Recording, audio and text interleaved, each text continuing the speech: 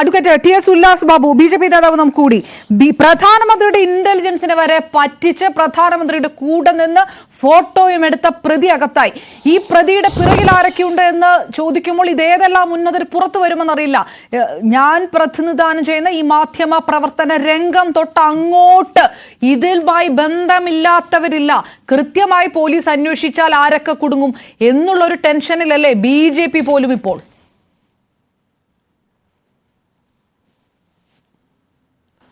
അല്ല പറഞ്ഞ ബി.ജെ.പിക്ക് അങ്ങനെയുള്ള ഒരു ടെൻഷനും ഇല്ല. സ്വാഭാവികമായിട്ട് ഒരു വിഷയമുണ്ടാകുന്നു.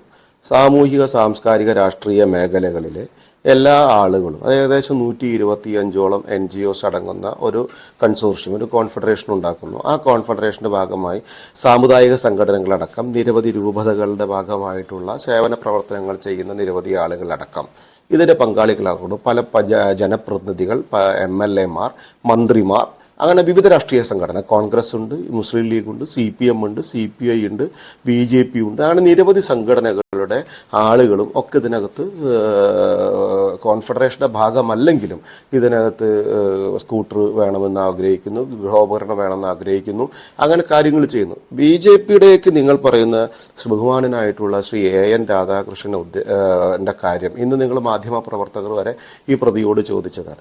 സൈൻ എന്ന് പറയപ്പെടുന്ന സംഘടനയുമായി ബന്ധപ്പെട്ട ഈ വിഷയം നിങ്ങൾ ഉന്നയിക്കുന്നത്. സൈൻ കൃത്യമായിട്ട് ഇവിടുത്തെ ഭിന്നശേഷിക്കാർക്കുള്ള കൃത്രിമ കാലും കൈയും ഒക്കെ വർഷങ്ങളായിട്ട് കൊടുത്തുകൊണ്ടിരിക്കുന്ന ഒരു സംഘടന.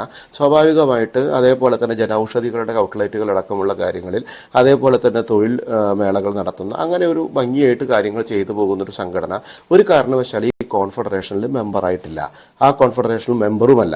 നേരെ മറിച്ച് അവരുടെ ഒരു ഇംപ്ലിമെൻറ്റിംഗ് ഏജൻസിയായി നിന്നുകൊണ്ട് സ്വാഭാവികമായിട്ട് അനന്തകുമാർ എന്ന് പറയപ്പെടുന്ന ഇതിൻ്റെ ഒരു വ്യക്തിയുമായിട്ടുള്ള ബന്ധത്തിൻ്റെ അല്ലെങ്കിൽ അദ്ദേഹത്തിൻ്റെ ഒരു അഭിപ്രായം വെച്ചിട്ടാണ് ഇതിൻ്റെ ഭാഗമാകാമെന്ന് പറയുന്നതും ഇതിൻ്റെ ഭാഗമാകുന്നതും. ആദ്യത്തെ ഒരു ടേൺ കൊടുക്കുന്നു, രണ്ടാമത്തെ ഒരു ടേൺ കൊടുക്കുന്നു, ആ പൈസകളൊക്കെ കൊടുക്കുന്നതനുസരിച്ച് വണ്ടികൾ വരുന്നു. ആദ്യം 2000 എന്നാണ് എൻ്റെ വിശ്വാസം, പിന്നെ ഒരു 1000-2000 എന്നാണ് വിശ്വാസം. മൂന്നാമത്തേതിൽ പകുതി കിട്ടുന്നു, പിന്നെ കിട്ടുന്നില്ല. അങ്ങനെയാണ് ഈ തർക്കമുണ്ടെന്ന് അറിയുന്നത്. സ്വാഭാവികമായിട്ട് അനന്തകുമാർ പറയുന്നു ഞാൻ അതിന് രാജിവെച്ചു എന്ന് പറയപ്പെടുന്നു.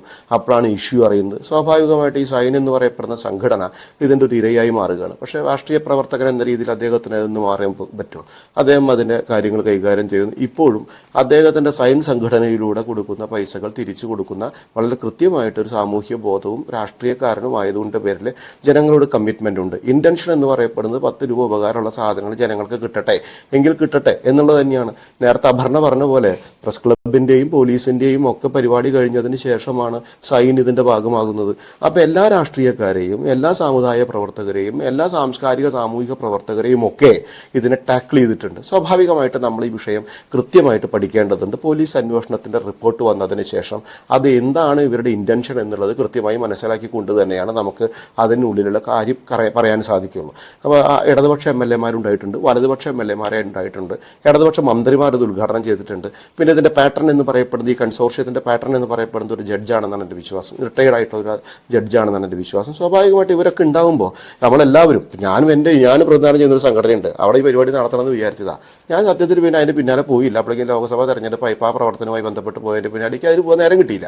അപ്പോൾ അതുകൊണ്ട് തന്നെ ആ പരിപാടിയിൽ പങ്കെടുത്തില്ല. അങ്ങനെ ഒരു പ്ലാനും വേണ്ടാന്ന് വിചാരിച്ചു. ഞാൻ ആ സമയത്ത് ആ സംഘടനയ്ക്ക് ഒരു 10 പേർക്ക് 10 ഗുണം കിട്ടിക്കോട്ടെ, ഒരു പകുതി വിലയ്ക്ക് കിട്ടിക്കോട്ടെ എന്നാണ് നമ്മൾ വിചാരിച്ചത്.